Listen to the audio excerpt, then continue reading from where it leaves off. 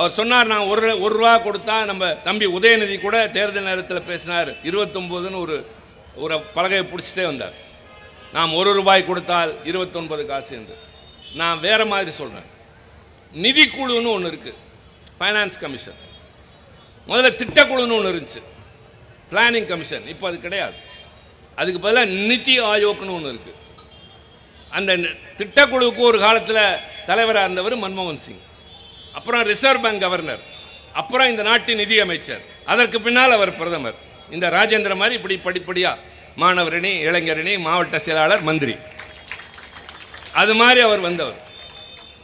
அந்த நிதிக்குழு ஒவ்வொரு 5 ஆண்டுகளுக்கும் கூடி உட்கார்ந்து மாநிலங்களுக்கு இவ்வளவு தரணும், ஒன்றிய அரசுக்கு வரக்கூடிய வரி வருவாயில் மாநிலங்களுக்கு பிரித்து தர வேண்டும் என்று சொல்லி 14வது நிதிக்குழு பரிந்துரைத்தது 42. 100 ரூபா வந்தால் 42 ரூபா கொடுங்க. 15 என்ன செய்தது என்றால் அதை 41 ஆக்கியது.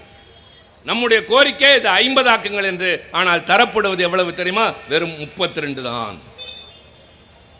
அது மட்டும் இல்லை, அவர் சொன்னார், நான் கூட நினைத்து பேசி கொண்டிருந்தேன், ராஜேந்திரனா ரொம்ப புள்ளிவரங்கள் சொல்றாரு.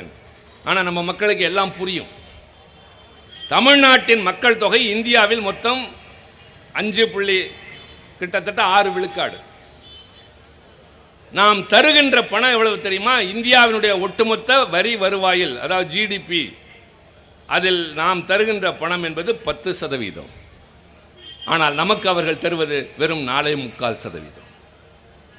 எல்லாத்தையும் வாங்கி வாங்கி அங்கே தரோம். இந்த ஜிஎஸ்டி வந்ததுக்கப்புறம் ஒரு மாநில அரசுக்கு தன்னுடைய திட்டங்களை செயல்படுத்த வருமானம் தேவை.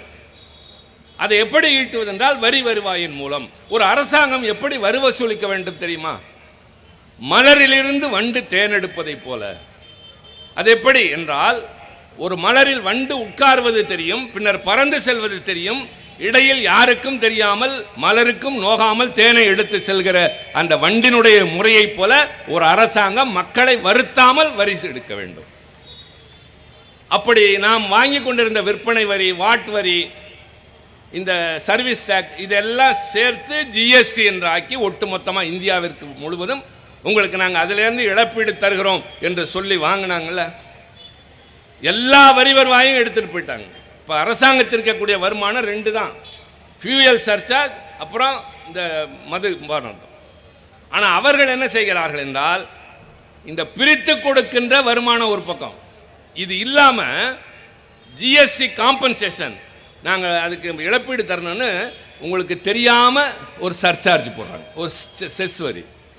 அதற்கு பின்னால் இந்த சமூக நலத்திட்டங்கள், கொஞ்சம் நான் தமிழ் படுத்தி சொல்கிறேன், வெல்ஃபேர் ஸ்கீம்ஸ், அதுக்கு ஒரு சர்சார்ஜ். இந்த சர்சார்ஜ் செஸ்ன்னு அவங்க வாங்கிறது, நீங்கள் கொடுக்கறது உங்களுக்கே தெரியாது. நீங்கள் ஒரு உணவு விடுதிக்கு போய் சாப்பிட்டு விட்டு வெளியே வருகிற போது மொத்தமாக பணத்தை செலுத்தி விட்டு வருவீர்களே தவிர, சாப்பிட்டதற்கான தொகை எவ்வளவு, அதில் சர்சார்ஜ் எவ்வளவு, செஸ் எவ்வளவு, ஜிஎஸ்டி எவ்வளவு யாரும் பார்ப்பதே இல்லை. அதன் மூலமாக வருகிற பணம் எல்லாம் அவர்களை சேர்கிறது, நமக்கு பங்கும் கிடையாது. அப்படி வரக்கூடிய பணத்தில் தான் இந்த நான் இடையில அந்த இந்தி வார்த்தையால் தாண்டி போனேன், எஸ்எஸ்ஏ, சர்வ சிக்ஷா அபியான், எஸ்எஸ்ஏ என்ற திட்டத்தில் தமிழ்நாடு அரசு செலவழிக்க வேண்டிய 40 விழுக்காடை செலவழிச்சாச்சு. அவங்க தர வேண்டிய 60 விழுக்காடை நமக்கு இன்னும் தரல. ஏன் தரல அப்படின்னா, நீ இந்தி சொல்ல மறுக்கிறாய், அதனால் நாங்கள் தரவில்லை. நீ இன்னும் வேணாலும் இருக்கிறதெல்லாம் பறித்து கொண்டு போனாலும் சரி, முடியாதுன்னா முடியாது, நாங்கள் இந்தியை படிக்க மாட்டோம். ஏன் படிக்க மாட்டோம்னு சொல்றீங்க? எனக்கு அந்த மொழி மீது வெறுப்பில்லை.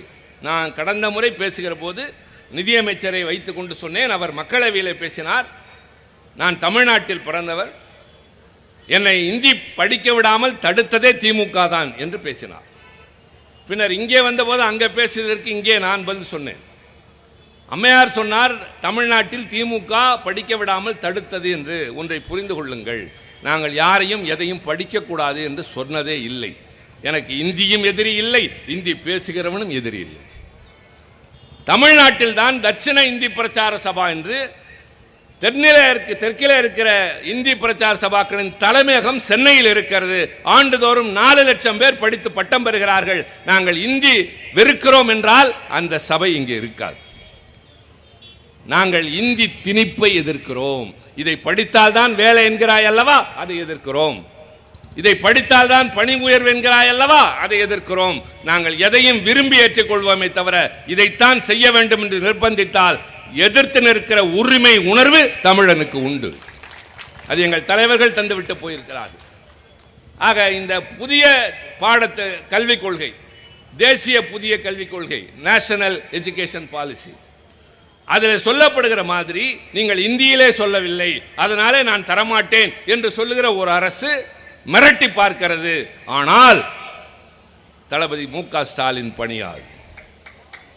ஆளுநர் கூட அவர்தான் தலை தெறிக்க ஓடுகிறாரே தவிர முதலமைச்சர் அவருக்கு பின்னாலே கிண்டியிலே போய் ஐயா தவறு நடந்து விட்டது என்று சொல்வதே இல்லை. அவர் திராவிட இயக்கத்தின் மிகப்பெரிய தலைவர்களின் இன்றைய அடையாளம்.